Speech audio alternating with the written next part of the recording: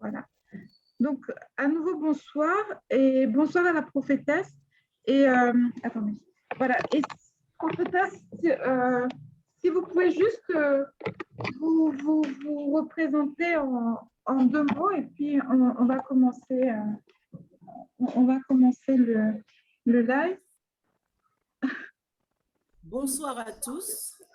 Bonsoir. Bonsoir, bonsoir. Je suis vraiment contente d'être là avec vous et je m'attendais à voir des personnes beaucoup plus jeunes et je vois que vous êtes tous des adultes ayant un certain âge, ayant du travail, une situation, des diplômes et je m'en réjouis. Je bénis le Seigneur pour Amen. cela.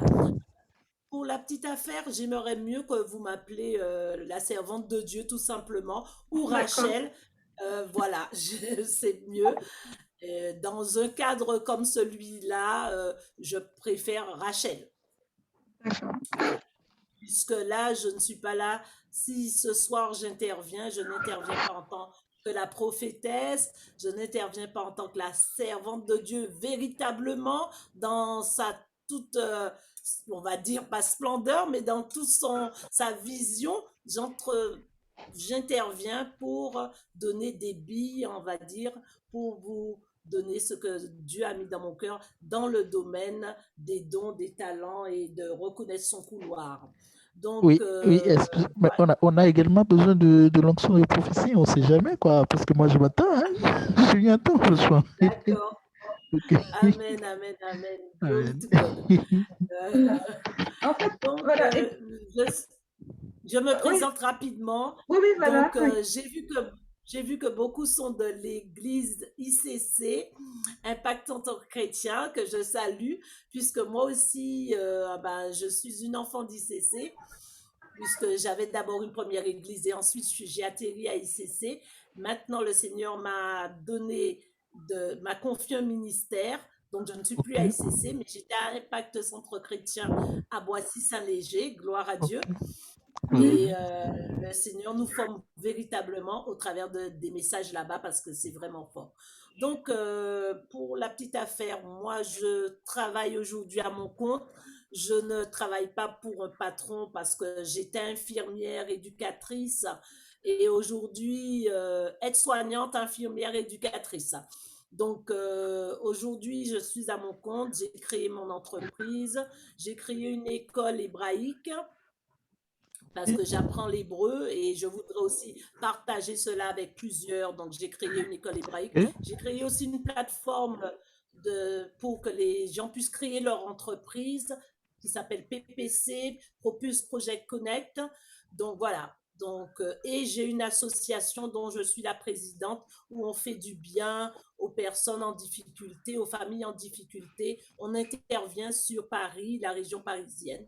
Nous avons dernièrement distribué 350 Bibles au travers de l'association et du ministère El Ethnos, dont je suis la responsable. Voilà, j'ai fait le tour. J'ai 3 enfants. Voilà, j'espère que j'ai été assez rapide et qu'on puisse commencer. D'accord. Alors, juste, je voulais rajouter, en fait, les plus jeunes des participants ne sont pas là ce soir, mais il y a des profils plus jeunes qui sont encore aux études. Armand et Hilary, qui sont encore aux études, où ils sont en train juste de finir. Voilà, ils sont en 4e année, donc les plus jeunes. C'était là aussi, je crois qu'elle est assez jeune. Donc, les plus jeunes ne sont pas connectés, mais ils pourront suivre le replay. Non, donc, mais attention, je ne suis pas vieux. Voilà, c'est ça. Il a à peine 30 ans, voilà. Donc, voilà. Mais les profils plus juniors, voilà, sont peut-être pas là, mais voilà. Mais voilà. En tout cas, ils suivront le replay. Donc, s'il y a quand même des clés spécifiques pour eux qui ont encore un pied à l'école, c'est toujours bienvenu, en tout cas. Effectivement, ceux qui sont encore à l'école, ils ont le temps, je dirais, de pouvoir prendre une autre orientation Bon, on a toujours le temps, puisque quel que soit l'âge, mais c'est vrai, quand on est plus jeune et qu'on réalise ce que Dieu a déposé en nous, on a le temps rapidement de changer d'orientation professionnelle et s'orienter vers ce pourquoi nous sommes appelés. Parce que c'est très important de faire ce que Dieu a mis en nous, et c'est par ça que je vais commencer.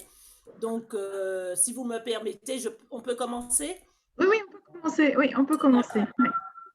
Dans Jérémie 23, 11, j'aime beaucoup ce passage qui décrit clairement les choses que Dieu a préparées pour nous, parce que on sait que nous sommes sur terre, mais nous ne sommes pas là pour accompagner les autres. Vous l'avez certainement déjà entendu. Et Jérémie 29, 11 dit, je connais les projets que j'ai formés sur vous, dit l'Éternel, projets de paix et non de malheur, afin de vous donner un avenir et de l'espérance. Et le projet divin dont il est question en hébreu s'appelle Marachabot, qui veut dire que c'est tout un calcul que le Dieu Tout-Puissant a fait pour nous conduire à un point A à un point Z, je dirais, de alpha, oméga. Tav, Alev, Tav, ça c'est le mot en hébreu. Il nous prend dans un point et ce point-là, il a déjà fait tout son calcul puisqu'il nous connaissait avant même que avant que nous soyons dans le ventre de notre mère. Il nous connaissait. Donc, c'est un calcul. Le mot marachabot, c'est projet. C'est le mot en hébreu qui veut dire c'est un projet comme l'ordinateur.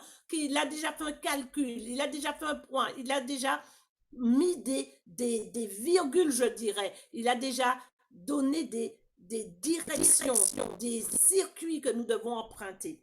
Et ce qui est difficile après, c'est de trouver quel est le chemin, quel est le projet, comment le trouver, comment entrer dans ce chemin, comment, avec les dons et les talents que nous avons, comment ne pas se tromper et faire un travail pourquoi je n'ai pas été créé. Je peux être dentiste, je peux être médecin, avocat, et finalement, au bout de 10 ans, 20 ans, je me rends compte que je n'ai pas été créé pour ça. Mon battement de cœur était différent. Mais pourquoi j'ai été orientée? Souvent, bon, on est mal orienté et c'est dommage parce que des fois, dans les écoles, on n'apprend pas ces choses. Il y a 7 types d'intelligence et on n'apprend pas ces choses aux personnes. Et donc, elles s'orientent difficilement. Moi, je suis le cas. Hein. Donc, j'ai fait des études de dessin, j'ai fait des études d'architecture et tout. Mais finalement, ce n'était pas véritablement mon battement de cœur. Après, je suis arrivée, j'habitais d'abord aux Antilles et je suis arrivée en France. Et j'ai dû chercher du boulot rapidement. Donc, je suis devenue aide-soignante par la force des choses. Après, infirmière, éducatrice. Mais finalement, mon battement de cœur, c'était lequel? C'était les liens avec les gens, le relationnel, mais dans une autre dimension que les soins. Et on peut se tromper, mais tant qu'il y a la vie, on peut encore se rectifier et trouver sa voie, trouver son chemin, trouver celui que Dieu a préparé d'avance. Est-ce que je me fais comprendre jusqu'à ce jour? Oui, c'est très clair. Oui. D'accord, ok. Donc, en quelque part, comment puis-je savoir que ce que je fais et je suis dans la bonne voie? Ou encore, comment puis-je trouver mes dons et mes talents si je ne sais pas du tout, si je suis quelqu'un de lambda et que j'ai vraiment besoin d'être orienté, comment puis-je? Alors là, c'est souvent se poser une question qu'on ne se pose pas forcément. Quand j'étais jeune, qu'est-ce qui me passionnait? Qu'est-ce que je faisais? Et voilà, qu'est-ce que je faisais qui me passionnait, qui faisait que très jeune, tout le monde m'admirait dans ce domaine? Quelqu'un peut le dire. Bien, moi, j'ai un talent chez moi que j'exerçais très jeune. Il y en a 2. J'aimais bien parler devant beaucoup de personnes ou j'aimais dessiner. Donc, quand j'ai un talent, je dois le noter. Il y a quelque chose que je faisais quand j'étais très jeune, quand j'étais vraiment, je devais avoir 4, 5, 6 ans, 10 ans. Vous devez noter ce don-là, ce talent-là qui était en vous et qui fait que peut-être vous étiez admiré déjà en tant que petite fille, petit garçon, vous dansiez très bien ou vous jouez de la musique, vous prenez une guitare, vous grattez et que tout le monde est en admiration. Il y a des talents comme ça qui ne sont pas à négliger et qui ne sont pas obsolètes, même quand on grandit, parce qu'en fait, c'est ce qui a été dès le départ de notre vie qui, souvent, c'est le talent que Dieu a mis en nous, qui est enfoui en nous et que nous devons faire ressurgir. Je dois aussi me poser comme question, qu'est-ce que je fais mieux que quelqu'un d'autre? Ça aussi, c'est un talent. Si je cuisine mieux que mes sœurs ou je suis une femme, je peux réparer une voiture ou l'infographiste, j'ai un don dans les applications de logos, d'affiches publicitaires, etc. Et je le fais très bien et en plus, je peux rester des heures et des heures là-dedans. Là aussi, c'est un don. Il nous faut énumérer ces choses-là qui sont en nous. Il nous faut énumérer et voir quel est le travail, la mission, le mandat qui est approprié à ce que je fais aujourd'hui. Parce qu'on peut se... Excusez-moi, juste dans le chat, Tricoche qui note que très jeune, quand vous parlez des talents de jeunesse, très jeune, il aimait beaucoup la politique. Déjà à l'école primaire, je connaissais tous les noms des ministres du gouvernement, les présidents des institutions, les différents partis politiques dont je collectionnais les bulletins de vote. Et j'aimais prendre la parole. Ça, c'est Tricoche. Wow. Ah, ça, c'est très, très précoce. Et ça, c'est très significatif. Donc, un jeune homme qui a ces choses en lui ne doit pas se rater. Il ne doit pas se rater. Il ne doit pas s'orienter autrement que demander au Saint-Esprit, Saint-Esprit, quelle est la direction aujourd'hui que je dois prendre? Parce que ces choses-là sont là. Mais pourquoi j'ai été... Alors, pourquoi toutes ces choses? Est-ce que Dieu veut que nous soyons dans la politique ou dans un domaine similaire? Voilà. Quelqu'un voulait parler? Oui, c'est moi. Là, en fait, quand vous avez évoqué des penchants qu'on avait quand on était très jeune, ça m'est revenu à l'esprit, c'est franchement bizarre, parce que là, je devais être au CP ou au CE1, au CE2 au plus, quand j'avais cette passion dont je ne connaissais pas l'origine, mais j'étais enfant, je ne connaissais pas le Seigneur, bien sûr, je n'étais pas converti, mais je savais qu'il y a Dieu qui existait, et il y a un événement qui s'est produit un soir, et je ne vais jamais l'oublier. Je vais être encore en classe de CP. Je crois que c'était le début de tout. Et puis, un soir, on avait discuté avec ma grande soeur, mes frères et sœurs, on parlait et puis tout ça. Donc, il y avait ma grande soeur. Dans le temps, on avait un président, le président de la République, il s'appelle Mathieu Kérékou, il n'est plus aujourd'hui, il ne vit plus. Donc, ma grande soeur, on parlait, ma grande soeur était considérée comme la personne la plus avancée en âge, donc elle nous mystifie avec des réponses de tout ça. Donc, il m'était venu à l'esprit de lui demander, mais pourquoi est-ce que, parce que Mathieu Kérékou, il avait fait d'abord 17 ans de pouvoir et puis après il est revenu, il a fait encore 10 ans. Et il y avait eu, entre ces 17 années de pouvoir et les 10 ans, il y avait eu un président intermédiaire qui n'avait fait que 5 ans. Donc, je lui demandais, mais pourquoi est-ce que Mathieu Kérékou a fait autant d'années au pouvoir et l'autre n'a fait que 5 ans? Donc, elle m'a fait savoir que, en fait, dans toute sa naïveté, hein, en fait, que l'autre, Mathieu Kérékou, avait demandé peu d'années de pouvoir au Seigneur, à Dieu, en fait, et que Dieu lui en avait donné beaucoup en contrepartie, mais que l'autre en avait demandé beaucoup et que Dieu avait dit non, tu as demandé beaucoup, je ne vais pas te donner beaucoup. Donc, ça m'avait tellement marqué ce qu'elle m'a dit que la nuit, là, je me rappelle qu'avant de dormir, je m'étais à genoux et j'avais prié. Et j'avais fait une prière à Dieu. C'est vrai que ça peut paraître anodin, mais c'est encore tellement vivant dans mon esprit. Et je rattache quelque part à cela l'amour que j'ai commencé à avoir pour la politique de façon naturelle sans savoir d'où cela venait. Donc, franchement, quand vous étiez en train de parler, ça m'est revenu à l'esprit. Je me suis dit, Et attention. aujourd'hui, excusez-moi, aujourd'hui, Oui. que faites-vous? Que faites-vous comme profession? Pardon? C'est vous. Oui, je demandais, que faites-vous aujourd'hui au niveau Aujourd'hui, professionnel? Hein? oui, je suis employé dans l'administration publique. C'est vrai que je continue de nourrir la passion politique et que j'ai eu à mener quelques actions par le passé et de façon spontanée que certainement je vais reprendre encore bientôt. Mais, Parce que si vous lisez, si vous me le permettez, en fait, ça me suit toujours. Ça me suit toujours. Je me souviens aussi en 2011, je crois que je venais fraîchement de commencer un stage professionnel et on était 3-4. Il y avait un monsieur, je crois qu'il était pasteur ou quoi. Et puis on discutait. C'est vrai qu'il n'était pas dans la discussion, mais il nous écoutait. À la fin, il s'est approché et puis il a dit, monsieur, si vous ne devenez pas politicien, vous allez devenir pasteur. Donc, ça aussi, ça me fait. Donc, il y a toujours, à un moment de ma vie, quelqu'un qui vient et qui me donne une parole, mais qui va toujours dans le sens de la politique ou du leadership pastoral. C'est un peu ça. ok. Donc, l'identité, Rosemary, c'est ça? Je pense Oui. que l'identité, je suis toujours sur la bonne voie, dans ce que vous Oui. désirez. Oui, tout à fait. Oui. D'accord. Ok.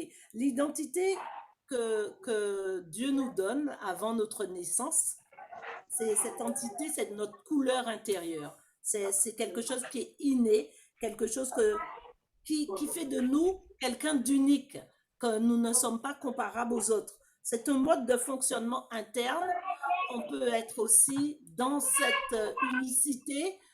J'aime beaucoup à faire valoir mon unicité, hein, et je vous conseille aussi, parce que l'unicité, c'est que vous faites valoir aussi, vous valorisez ce que Dieu a déposé en vous. Donc, cette unicité vous donne d'être des personnes à part entière, des personnes uniques, et des personnes soit introverties ou extraverties.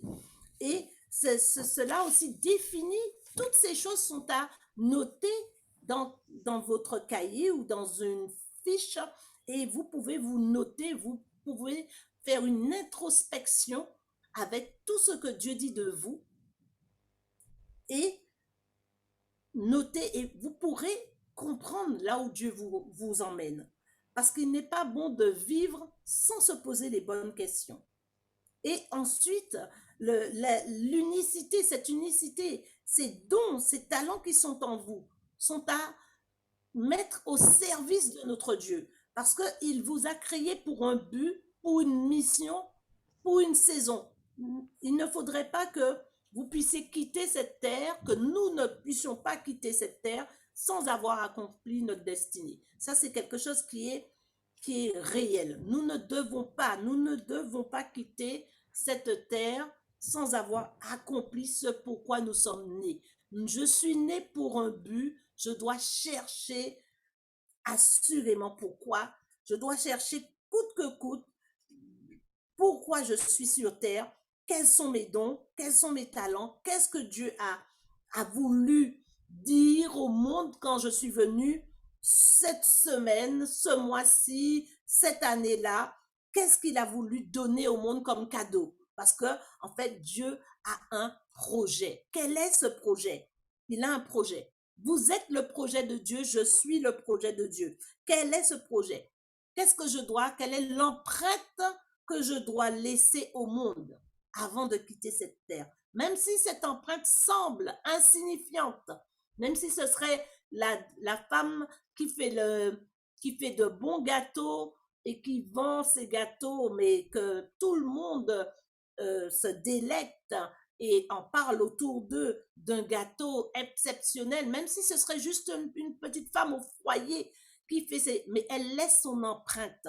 Il y a une empreinte à laisser avant de quitter cette terre. C'est pour ça qu'il n'est pas bon de vivre ainsi sans se poser les bonnes questions, sans savoir qui je suis. Parce que quand je cherche mes dons et mes talents, je cherche aussi qui je suis.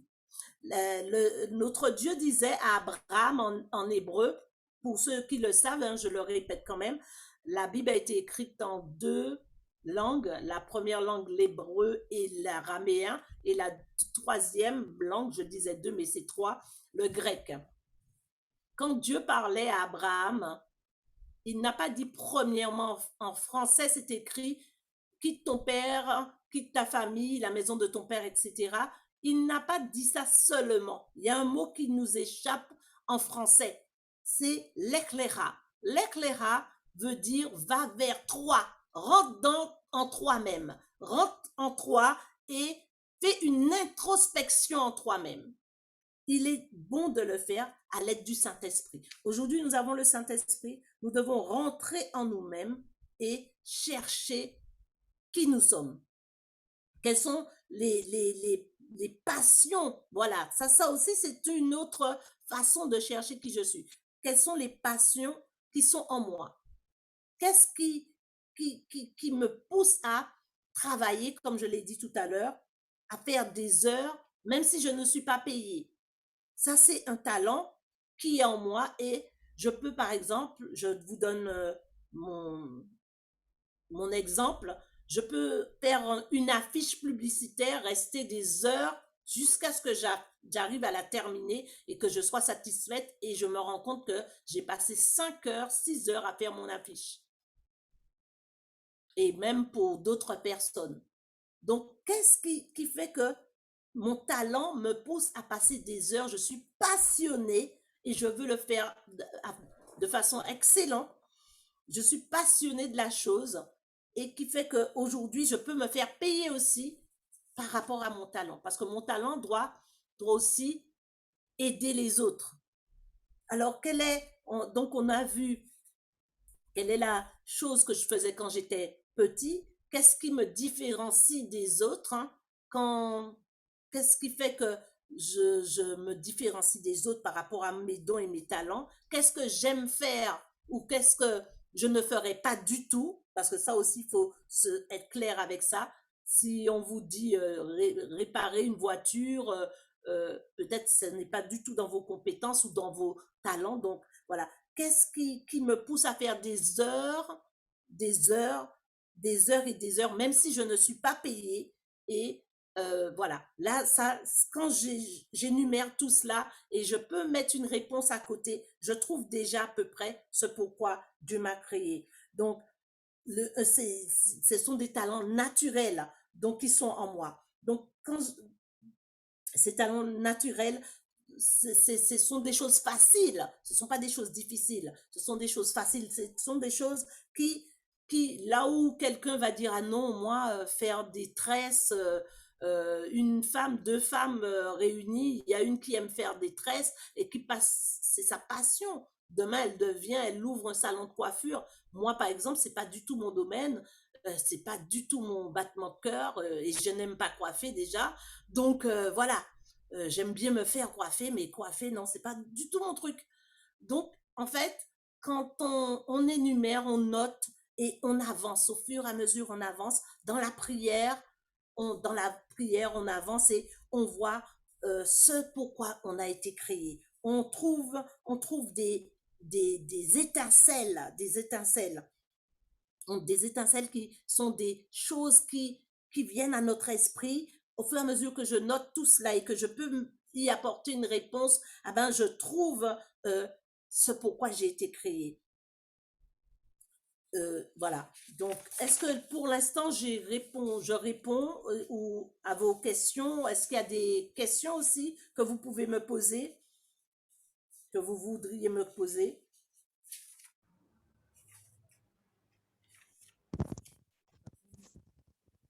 Je suis à mon niveau. Vas-y, Tricoche, ton micro est ouvert. Non, je dis que ça suit à mon niveau, je suis bien. D'accord. Moi, j'allais te demander une chose.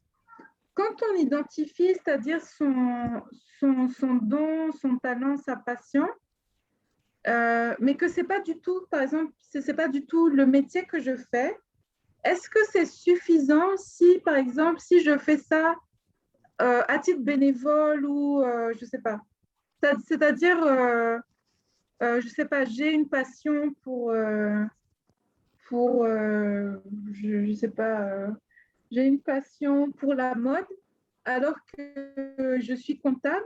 Est-ce que, euh, est-ce que je peux continuer d'être comptable même si c'est pas mon appel, du moment que je fais que mon don pour la mode, par exemple, je fais des habits pour mes enfants le week-end? Ou bien est-ce que ça doit vraiment devenir mon activité principale? Amen. J'aime bien cette question.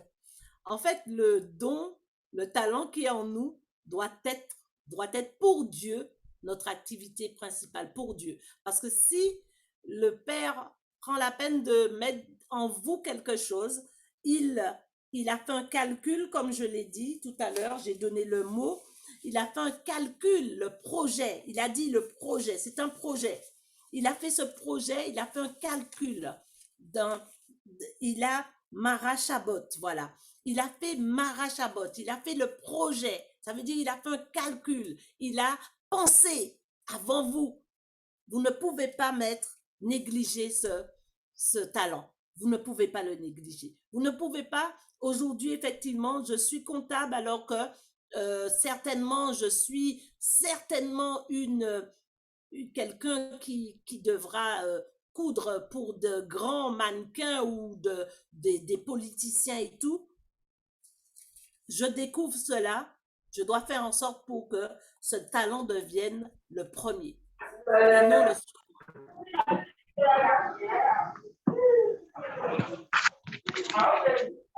Parce qu'en fait, il y a du bruit là. En fait, le talent que Dieu met en nous doit, dans les diverses parties que j'ai énumérées, dans cette partie, il doit aider les autres, en fait. Le talent ne doit pas rester à notre niveau, il doit être un instrument, une monnaie d'échange afin que j'aide soit ceux qui m'entourent, soit le monde, soit ma nation, soit mon travail, soit mon département, soit mon église. Mais en fait, il doit être une monnaie d'échange. Je dois transmettre ce talent. Je dois le faire valoir. C'est ce qu'on retrouve dans la Bible quand le Seigneur vient pour les talents. Et il y a un qui dit au Seigneur, ah ben oui, ouais, là, tu vois, j'ai caché le don, le talent que tu m'avais donné parce que j'ai eu peur, quoi. Non, le talent, il ne doit pas être caché, il ne doit pas être en plus mis en second, il doit être mis en premier. Au début, c'est normal, on se découvre, on ne connaît pas qui on est, on ne connaît pas ce que Dieu a mis en nous, donc forcément, le talent, au départ, il est en second, sinon en troisième position, même en 5, 6e, parce qu'on peut avoir divers talents. Mais au fur et à mesure qu'on cherche et qu'on laisse le Saint-Esprit nous aiguiser, quand on laisse le Saint-Esprit nous montrer la voie, on sait que ça, je ne peux plus rester à mon niveau. Je ne peux plus rester là où je suis. Je dois changer, shifter mon talent, mon travail plutôt, et faire passer mon talent en premier. Parce que Dieu n'a pas mis cela en moi pour qu'il soit étouffé, mon talent. Est-ce que j'ai répondu à votre question? Oui, c'était très clair. Ouais, c'était très clair. OK. Alors, Roméo, je rouvre ton micro. Tu peux poser ta question. Voilà.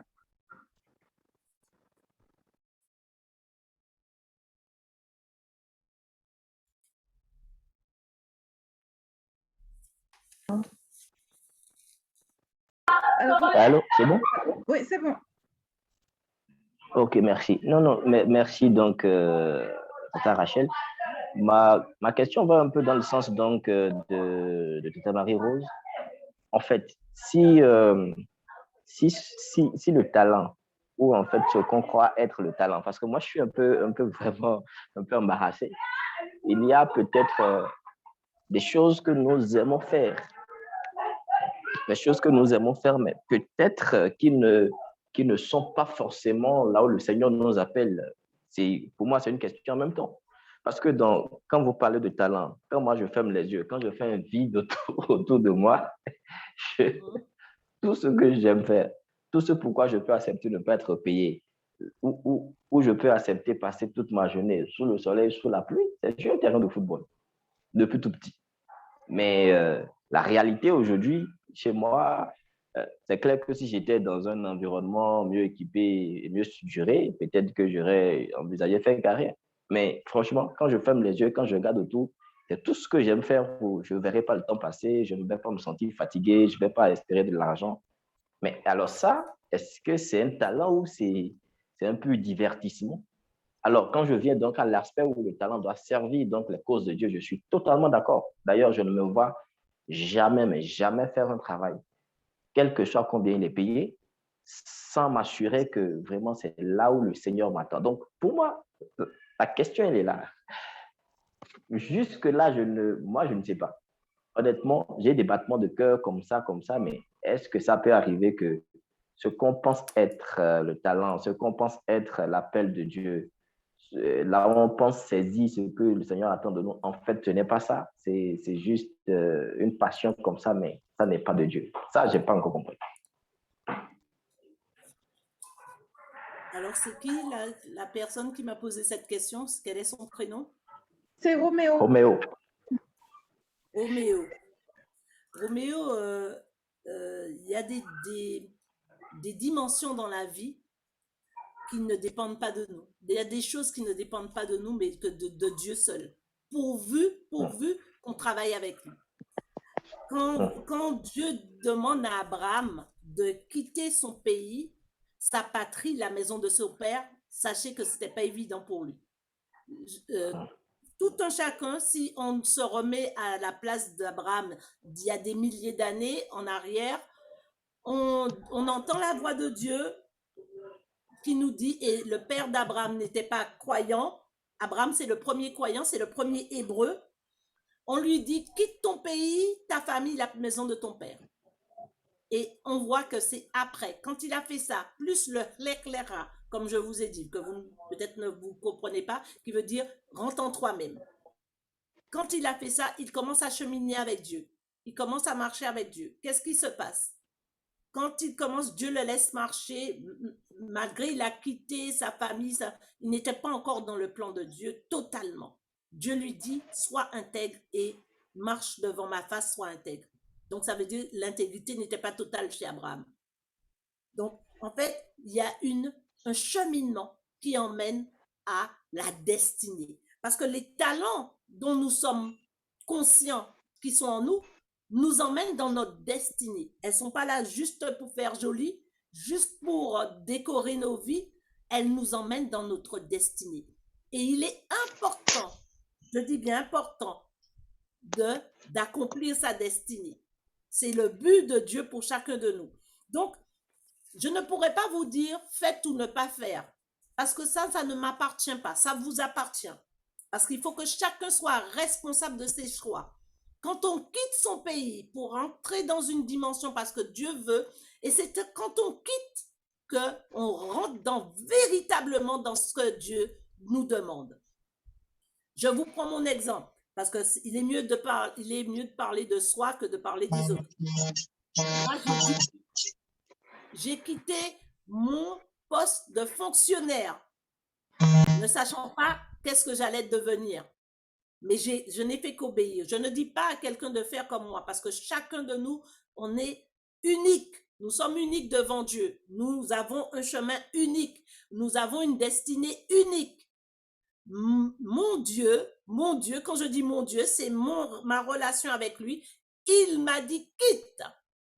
Comme Abraham, j'ai quitté difficilement, sachant que j'ai des factures, j'ai des enfants, etc., etc.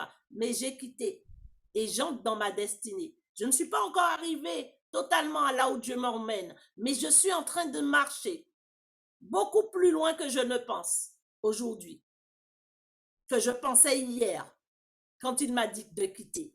Donc, je ne peux pas vous dire faites ou ne faites pas. Parce que les choix doivent être aussi quelque chose de libre et de réfléchi avec son Seigneur. Pour que demain, on ne puisse pas faire porter aux autres le poids de nos responsabilités. Il faut être responsable aussi quand on rentre dans sa destinée. On est responsable. On ne pourra pas demain dire c'est à cause de mon frère, de ma mère, de mon père, de mon mari, de ma femme. On est responsable de ses choix. On est responsable de ses décisions. On est responsable du chemin dans lequel nous sommes en train de marcher. Nous sommes responsables. C'est pour ça qu'il est bien de faire l'introspection, permet de voir où nous en sommes. Donc, ce que vous me dites, j'entends ce que vous me dites. Mais c'est Dieu qui sait et vous. Si vous, peut-être que Dieu, moi je dis juste peut-être que Dieu vous attendait en tant que footballeur quelque part et vous avez minimisé ce talent qui est en vous. Voilà, on a un jeune homme à ICC Boissy, à l'époque où j'étais encore à ICC, et nous étions en train de le suivre, un jeune homme d'une vingtaine d'années qui a traversé l'océan, il a failli mourir parce qu'il avait cette destinée-là justement aussi de devenir un grand footballeur. Aujourd'hui, il a ses papiers en France et il a réussi à rentrer dans un club. Maintenant, je ne sais pas où il en est, à quel niveau, mais je sais qu'il a fait ce chemin très dangereux. Il a traversé de l'Italie à la France sur un bateau. Il y a eu de ceux qui sont morts dans cette traversée. Et lui, il est là par sa grâce et il accomplit sa destinée. Donc, c'était juste ça que je voulais vous dire. Vous êtes le seul maître avec Christ dans ce bateau. Donc, c'est vous qui savez ce que vous avez reçu. C'est vous qui savez qui vous êtes. On vous donne des clés pour avancer. Les coachs, les personnes qui sont là dans la société nous donnent des clés, mais elles ne peuvent pas ouvrir les portes à notre place. C'est nous qui devons prendre ces clés et ouvrir les portes. Et quelquefois, ouvrir les portes, ça nous coûte. Est-ce que j'ai répondu à votre question? Alors, oui, je vous ai compris, hein, j'ai j'ai entendu. Je retiens juste qu'il faut alors, il faut juste continuer. Il faut continuer donc par rester sensible et se laisser conduire par le Saint-Esprit parce que honnêtement, c'est du tout pas évident. En tout cas, pour moi, quand Tricoche, lui, d'accord, Tricoche, lui, je le côtoie, je sais qu'il essaye de rester dans ce couloir-là par rapport à ce battement de cœur qu'il a et donc par rapport à ce qu'il a expliqué en rapport à la politique. Vous voyez? Donc, pour moi, il y a des choses comme ça qui ne dépendent pas de vous et après, vous vous retrouvez à dire, tu es entouré de personnes qui disent, oui, moi, je suis appelé à faire ça, moi, je suis dans tel couloir, moi, je fais ci. Et puis, moi, je me demande, mais dans tout ça, je suis où? J'en suis où? Je fais quoi? Et voilà. Mais donc, je retiens juste, en tout cas, c'est ce que je fais. Hein. Je m'attends, je reste juste où je peux rester en m'attachant au Seigneur. J'ai aussi la certitude que ça va se dessiner à un moment donné. Et voilà. Alors, donc, merci. ce soir, je vous invite à véritablement, là, je parle pour cette personne qui m'a posé la question, mais je parle aussi à chacun d'entre vous. Ce soir, faites ce check-up en vous et véritablement soyez vrai, parce que vous savez aussi ce que Dieu aime, c'est la franchise, la vérité. Ne venez pas devant Dieu avec des ah Seigneur, on m'a dit. Non, non, non. Dites au Seigneur, voici Seigneur, voici ces choses-là sont en moi. Que dois-je faire? Dieu cherche un homme intègre, comme il le disait à Abraham, quelqu'un de vrai. On ne peut pas venir devant son trône de sa grâce, le trône de sa grâce, avec des demi-vérités. Soyez vrai, venez devant lui, dites-lui, voilà, tu as mis certainement ça en moi. Est-ce que c'est ça que je dois faire ou pas? Dois-je quitter mon travail? Dois-je continuer? Posez les questions, posez les bonnes questions au Seigneur. Posez des bonnes questions au Seigneur. C'est en posant les questions au Seigneur, même quand vous lisez la Bible, que la révélation vient. Ayez une véritable connexion avec le Saint-Esprit. Voilà.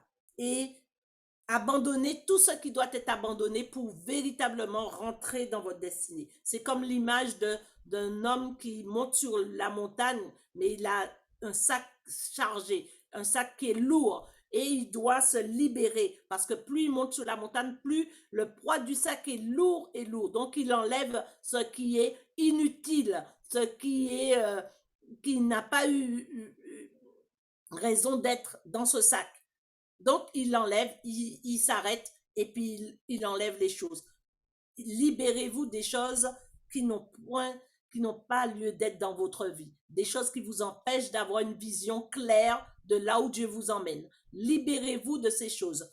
Libérez-vous des connexions toxiques aussi, des gens qui ne veulent pas vous voir avancer et qui vont vous ramener en arrière, qui vont vous dire ah mais oh non ma tante a fait ça, elle n'y est pas arrivée hein. Attends, tu penses quoi? Tu es le seul qui va pouvoir faire ça? Ça demande des années de... Non. On voit Joseph, ça c'est mon ami Joseph dans la Bible, je l'aime beaucoup. J'aime beaucoup l'histoire de Joseph. Joseph, le 11e enfant de Jacob, il arrive à se positionner en tant que Pharaon, à côté de Pharaon, ministre de Pharaon. Et pourtant, au départ, sa vie ne le présentait pas ainsi. Il avait juste des songes, mais il n'a pas négligé ses songes. Ne négligez pas vos songes. Ne négligez pas vos songes. Si Dieu est capable de parler à Pharaon, à Nebuchadnezzar, il peut vous parler. Il doit vous parler. Vous êtes ses enfants. Donc, ce soir, soyez attentifs. À partir de ce soir, soyez attentifs à vos songes. Soyez attentifs à l'Esprit de Dieu en vous. C'est ça, être des gens de l'Esprit. Les gens de l'Esprit sont attentifs aux choses. Et même une circonstance néfaste, ils analysent cette circonstance parce qu'elle est peut-être néfaste, mais elle a une bonne chose à vous apporter et un message. Donc, vérifiez, avancez doucement avec le Seigneur et posez les bonnes questions au Saint-Esprit. Voilà. Parce qu'il est bon de ne pas... Il est bon de faire les bons choix, en fait. Voilà, c'est ce que je voulais dire. Je ne sais pas, vous permettez que j'intervienne rapidement? Allez-y. Ok. J'interviens par rapport à l'expérience que moi je fais et dont je deviens de plus en plus conscient, en fait. Parce que j'ai remarqué souvent que pour capter la vision ou la direction et puis tout ça, ça vient souvent après des moments intensifs de prière ou de jeûne et puis tout ça. Après ça, il y a une forme de fluidité spirituelle, ce qui est normal, bien sûr, dans mon esprit, où je commence à recevoir des directions par rapport à telle chose et par rapport à telle chose et par rapport à telle chose. Et au début, quand ça se passait, je ne maîtrisais pas, je ne comprenais pas vite. Mais avec le temps, j'ai commencé à comprendre qu'en fait, que le Seigneur me donnait des directives de la sorte. Et j'ai vraiment commencé à faire attention. L'autre chose aussi que j'apprends, c'est qu'il ne faut pas attendre que tout soit, comme on le dit, que tous les feux soient verts ou que tout soit OK avant de se lancer. Ça, je commence à le saisir de plus en plus.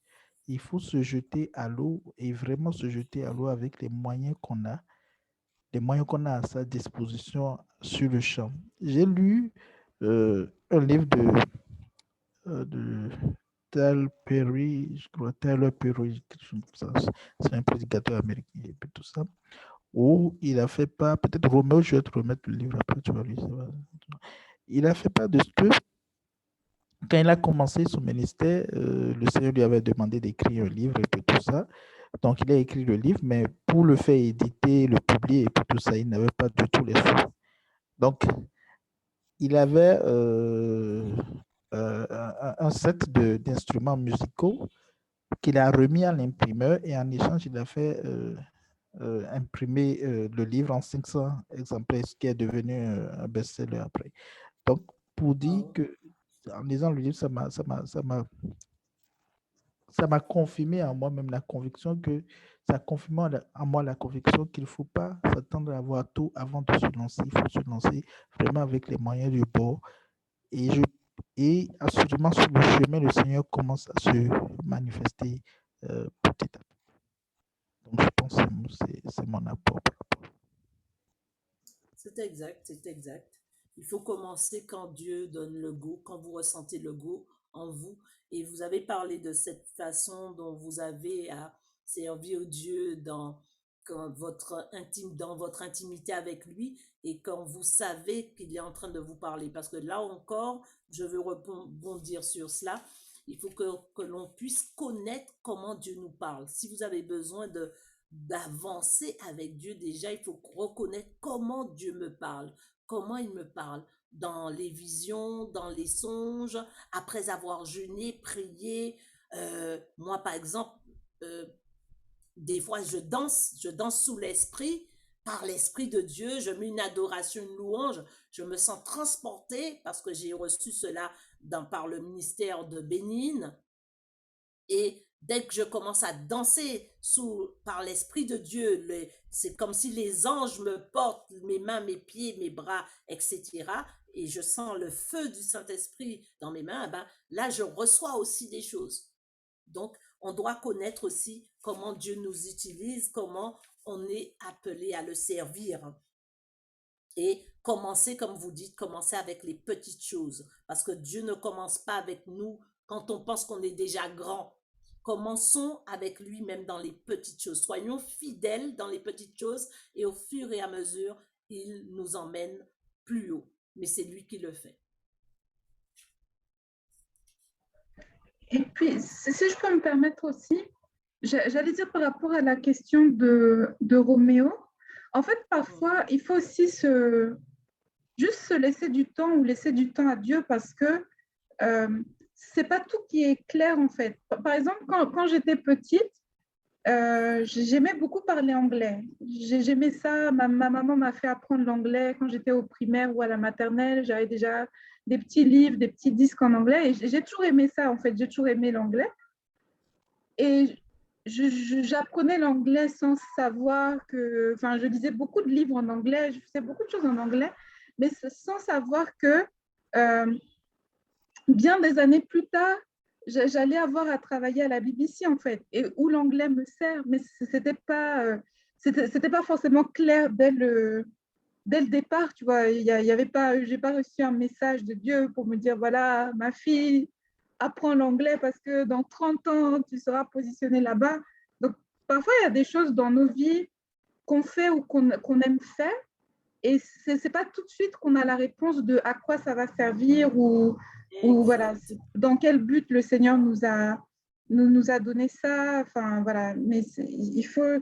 Donc, peut-être que, je sais pas, peut-être dans 30 ans, tu seras peut-être pas footballeur parce qu'il y a l'âge, mais peut-être agent de joueur ou tu seras amené à travailler avec des choses dans le domaine du football. Voilà, Exact, parfois, c'est pas... Exact, c'est vrai, c'est ça. Mais en fait, on n'a pas tout au départ. On a des petites, j'aime à dire, des petites billes. On a des choses que l'on fait aisément et puis Dieu nous utilise. Il y a un homme de Dieu qui racontait son histoire. Il disait que il a commencé à servir Dieu tout simplement, à prêcher. Et après, il a voulu mettre ses messages d'exhortation, les éditer. Et comme il chantait aussi les chants, et après, voilà qu'on l'appelle pour, comme ses messages édifiaient, exhortaient, relevaient, ah ben, il a été appelé pour faire du coaching dans des réunions. Et voilà, il est devenu coaching. Aujourd'hui, c'est un grand coach, un grand coach, un grand musicien, un chanteur, un pasteur. En fait, il a divers talents en lui. Et ça a commencé juste par une petite prédication. Ça a commencé que comme ça. En fait, il y a des choses comme ça où Dieu commence avec nous et il nous dit pas tout, mais il nous laisse simplement faire nos premiers pas. Et au fur et à mesure, on se rend compte, waouh, waouh, mais heureusement que j'ai fait telle chose. Aujourd'hui, c'est cette chose-là qui me sert pour l'autre chose. Comme vous, l'anglais vous sert pour BBC.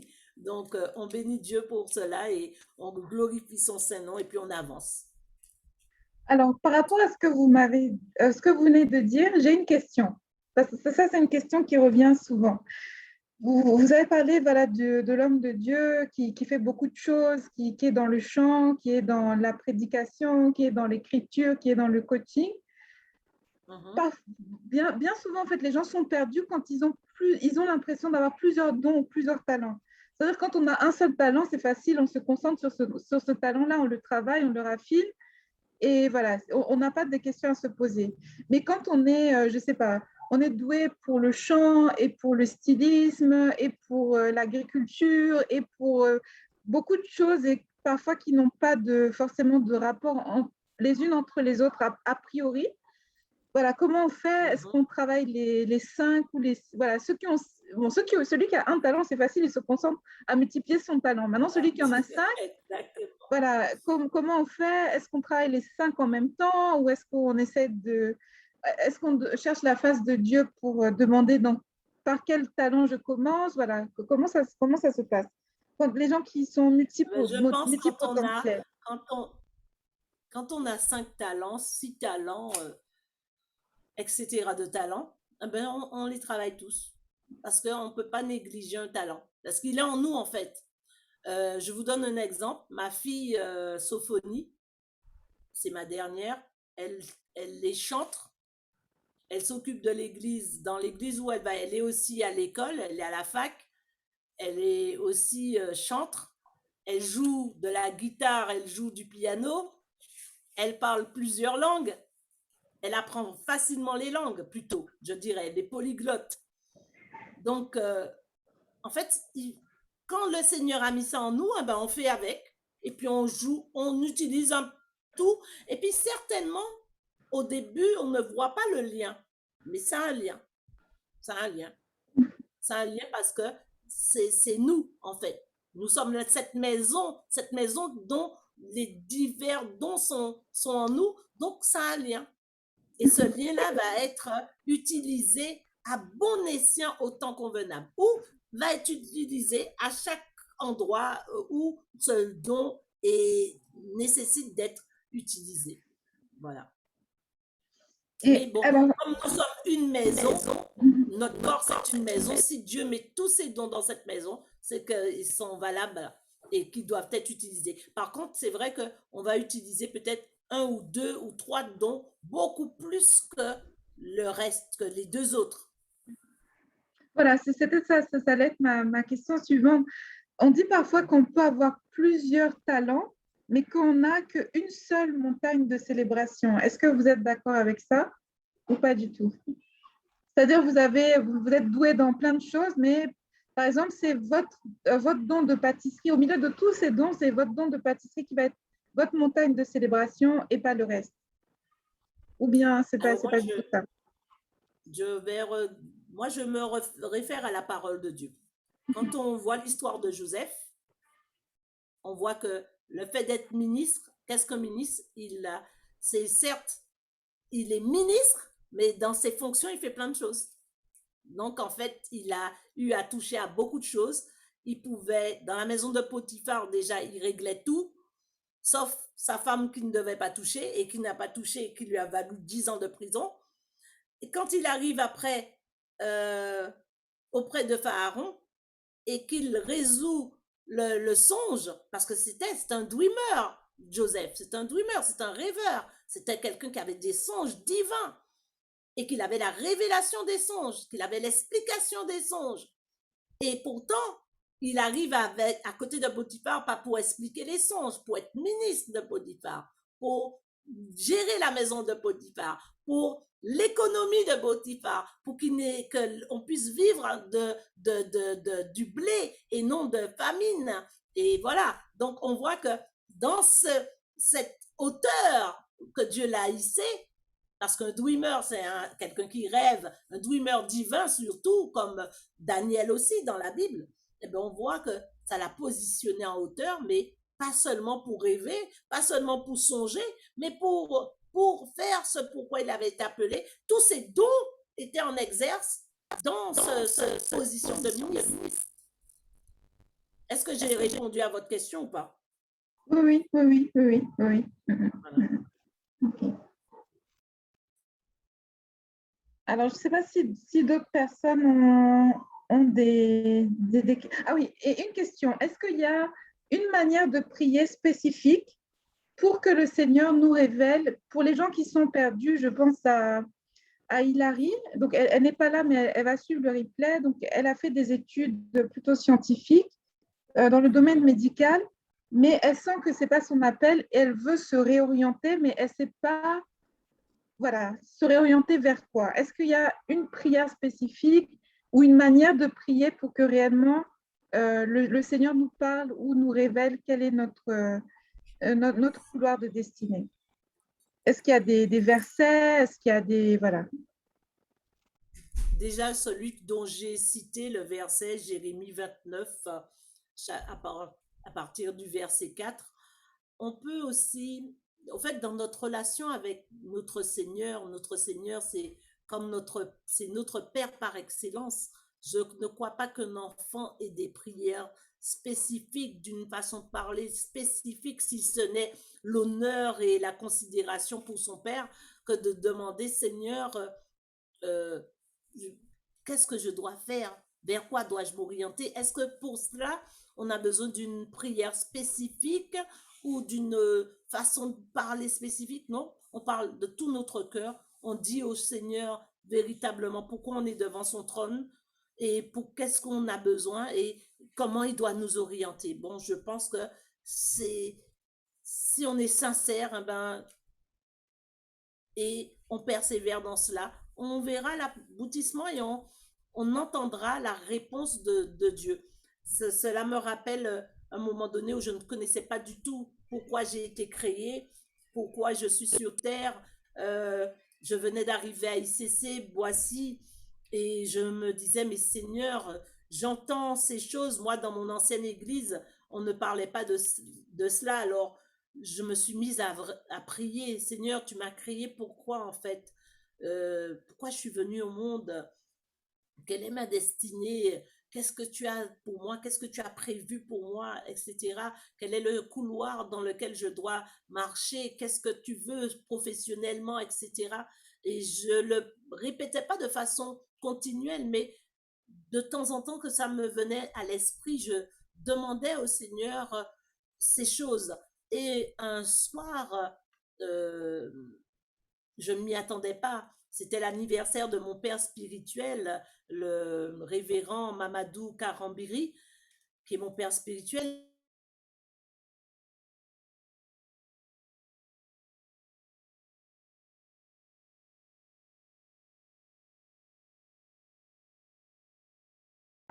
Prophétesse, voilà, merci. Voilà.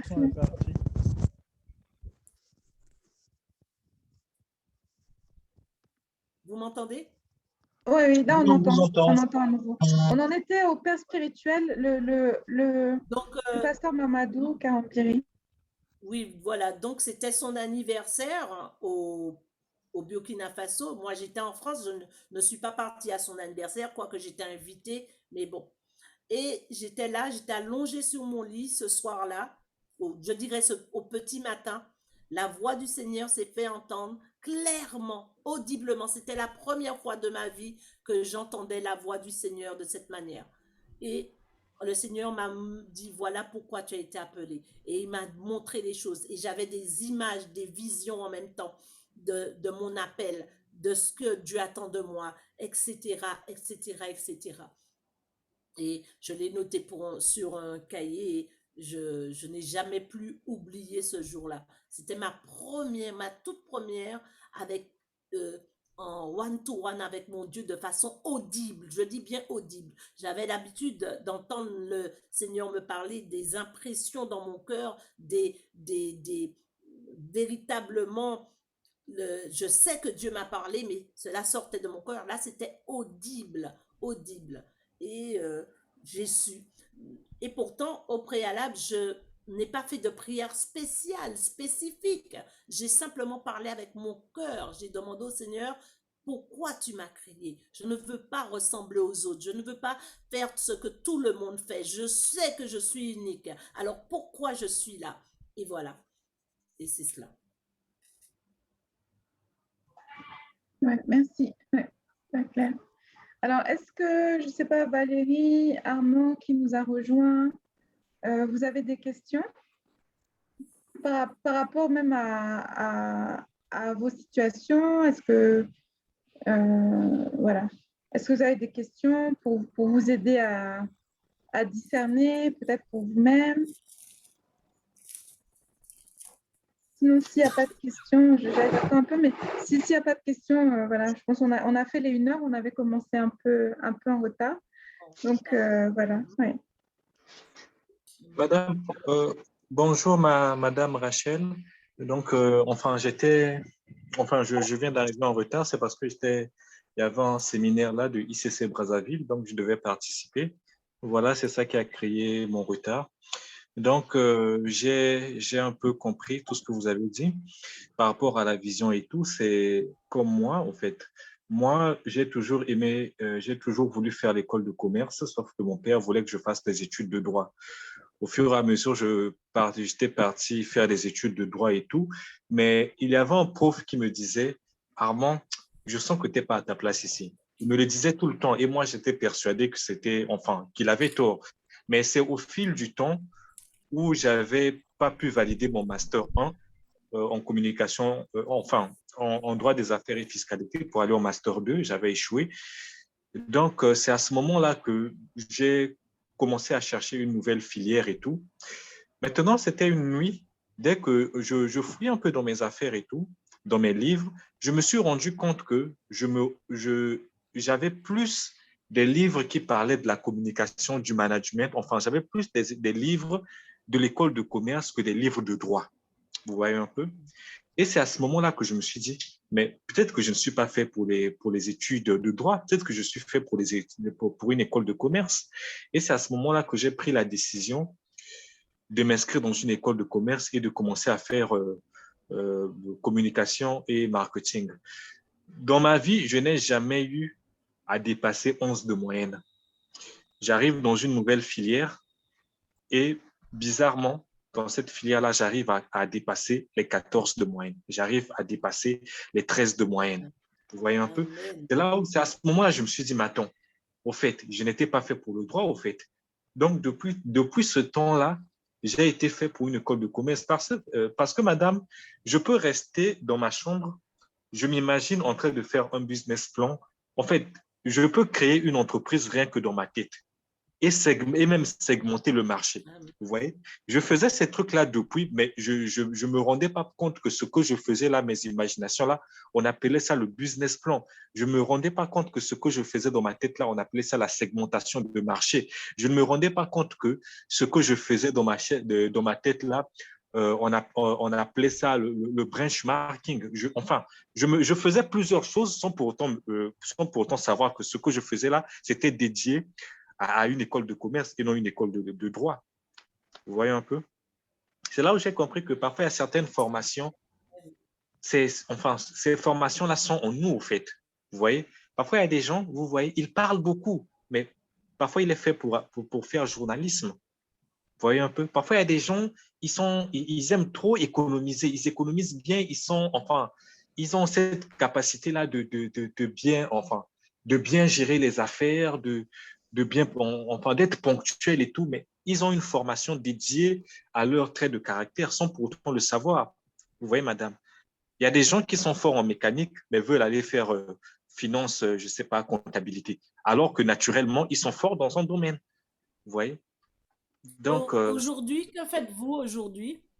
je fais communication des entreprises. Je fais Vous communication êtes des entreprises. en tant qu'employeur ou Je suis encore, je suis encore étudiant, madame.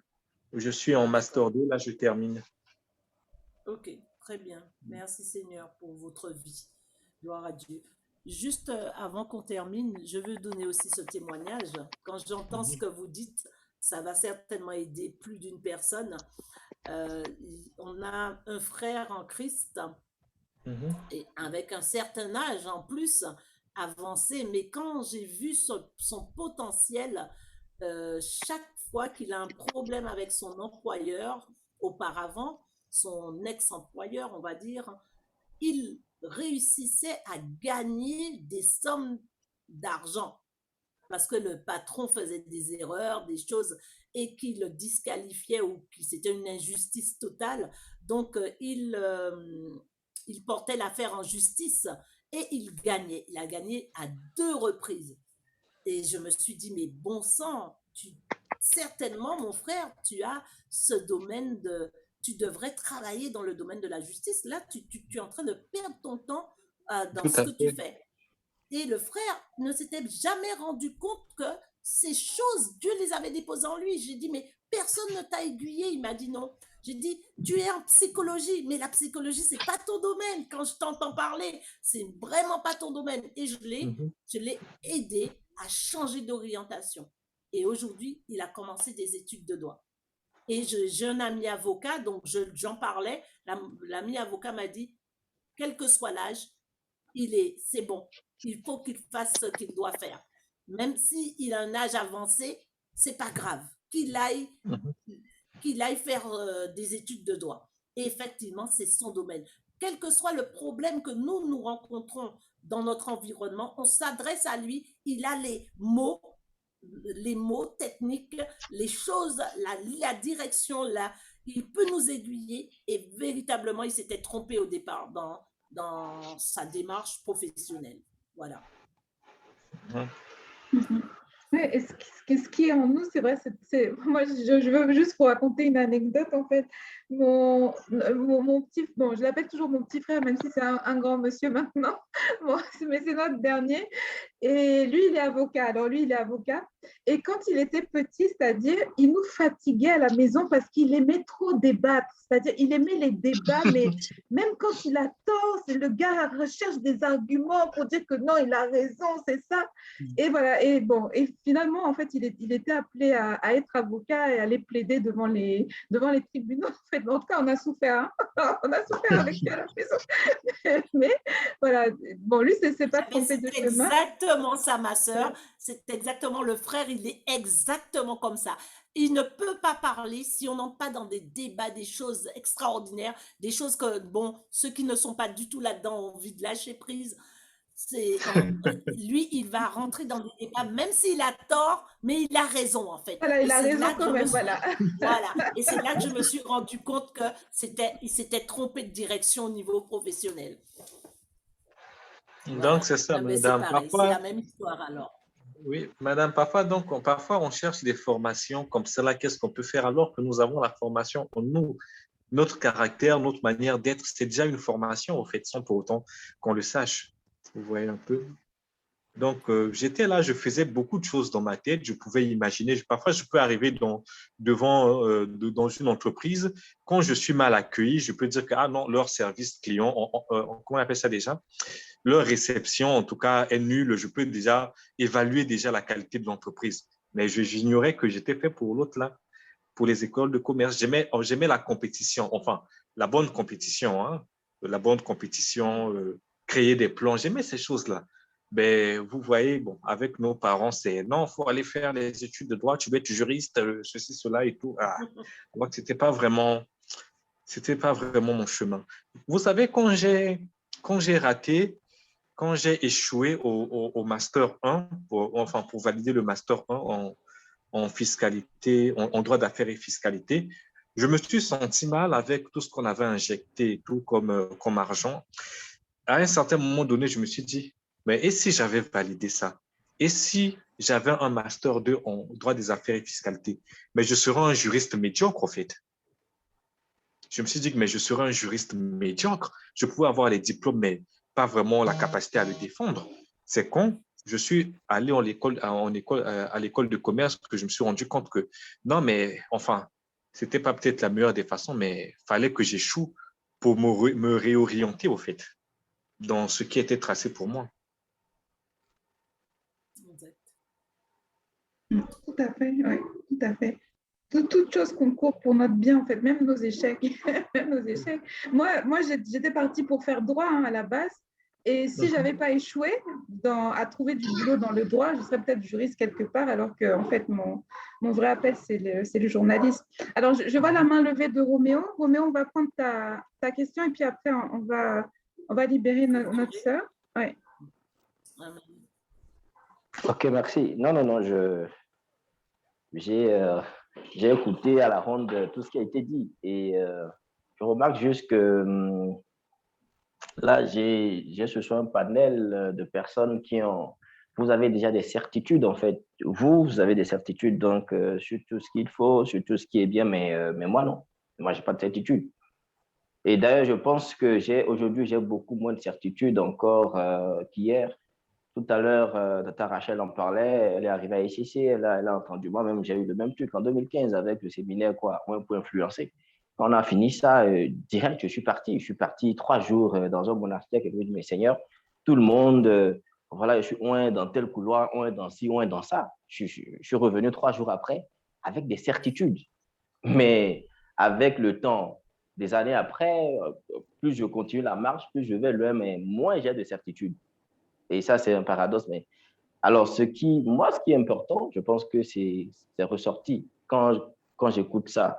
Quand je participe aussi à beaucoup de webinaires ou de séminaires comme ça sur la question des talents, de l'onction des couleurs où on est appelé. Moi, je retiens juste qu'il faut rester attaché, se laisser conduire et que ça finit par venir.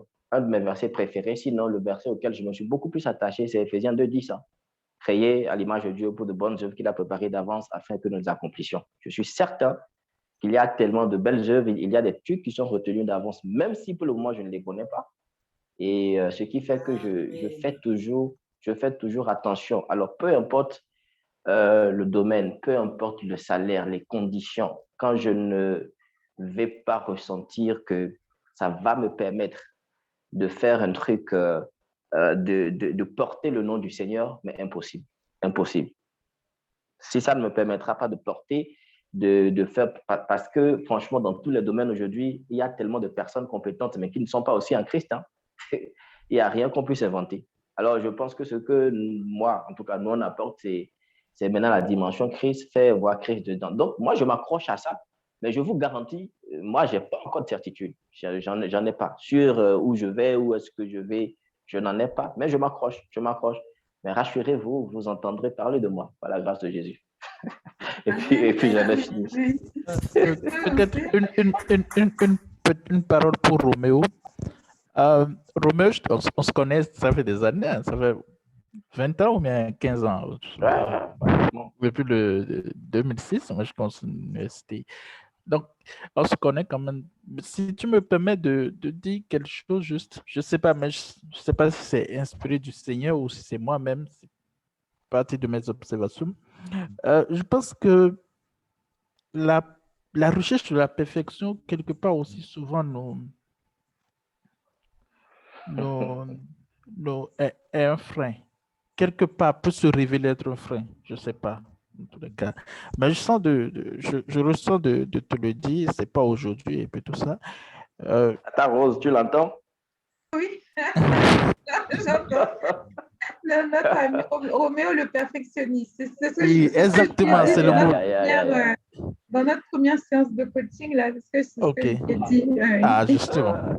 Donc, la recherche de perfection, Roméo, c'est un couteau à double tranchant, en fait. Et souvent, ça peut nous empêcher de voir ce que le Seigneur nous montre et qui est évident sous nos yeux, en fait.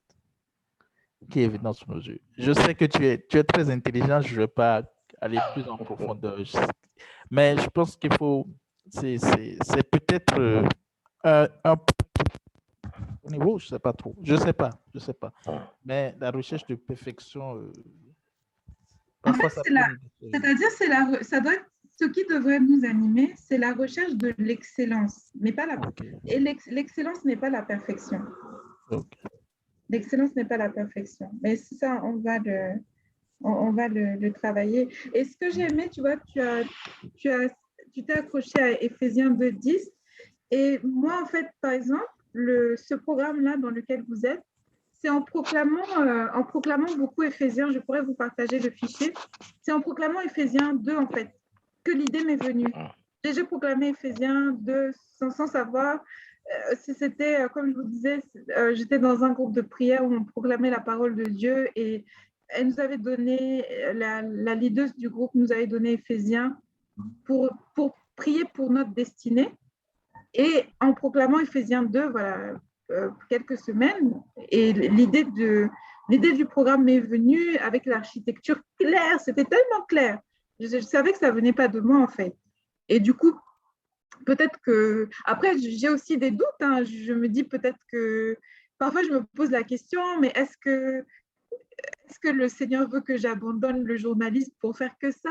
Mais j'aime tellement le journalisme. Est-ce que... voilà. Et on se pose toujours des questions, c'est naturel, mais voilà. Ouais. C'est comme ça. Ouais. OK. En tout cas, donc, merci à tous pour cet échange qui était très riche.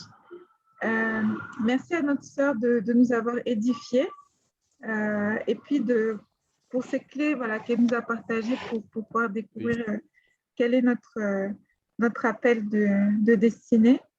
Et voilà, merci encore. Je ne sais pas si notre sœur Rachel a un mot pour... ah oui, peut-être pour nous dire où est-ce qu'on peut trouver le ministère et l'ethnos. Et puis les cours d'hébreu biblique, c'est toujours intéressant. Moi, je m'intéresse beaucoup à la spiritualité juive. Voilà. Exactement. Voilà. Ça permet de comprendre la Bible plus en profondeur. Oui, voilà, exactement. J'ai déjà saisi aujourd'hui que Dieu disait également à Abraham de sonder, de se sonder lui-même. Lui-même, voilà. Ouais. Donc, si tu peux nous en dire plus sur ça, et puis voilà, on va se séparer. Donc, le ministère et l'ethnos, nous louons une salle sur Paris 1 à 2 fois par mois. Sinon, nous sommes sur les réseaux sociaux, sur Facebook. Nous avons aussi des moments de prière, d'intercession, etc. sur le groupe Line, parce que nous étions avant avec WhatsApp même. Bon, nous avons vu qu'il y a trop de... C'est réduit, quoi, la fréquence. Donc, nous sommes sur Line. Je ne sais pas si vous connaissez l'application Line. Nous sommes sur Line pour les moments de prière, d'intercession pour les nations, les prières pour les besoins de chacun, les prières aussi pour les serviteurs de Dieu et puis les messages sur les fondements de la parole. Donc, voilà. Et tout ce qui concerne l'hébreu biblique. Hein, et donc, nous avons créé une école, donc cette école... auparavant, on le faisait gratuitement parce que c'était l'initiation à l'école. Mais maintenant que l'école est ouverte et qu'il y a des professeurs que j'emploie, donc l'école est payante. Et nous avons un salon le 2 octobre, 2021, sur Paris 13e. Nous avons un salon où nous allons présenter l'école hébraïque. Et puis aussi notre plateforme de création d'entreprise. D'accord. OK. Bah, merci beaucoup. Alors, je veux bien que tu me partages les liens, soit Internet ou Facebook, de tout ça. Comme ça, je vais les répercuter dans le groupe WhatsApp de la formation. Encore une fois, vraiment, merci beaucoup. Sois béni. C'était Donc, vraiment... je ne sais pas si cela a pu vous faire du bien et si vous avez été béni au travers de ce message, mais toutefois, si besoin est, je serai présente à nouveau. D'accord, merci beaucoup vraiment. Moi, personnellement, moi j'ai été bénie personnellement. Je ne sais pas, je pense, bon, Tricot chez Roméo et Armand aussi, même si vous êtes arrivés en retard. Ah oui, c'est pareil aussi. Hein. C'est pareil. C'est pareil. Très intéressant, c'est bien. Donc voilà. En tout cas, merci beaucoup. Donc à tous, bonne soirée, excellente soirée. Donc notre prochain live, c'est mardi. Et voilà, et puis sinon, on continue donc avec le programme ce week-end. Voilà, soyez bénis. Amen. Amen. Au revoir. Bon repos. Shalom à tous. Soyez bénis. Amen. Au revoir.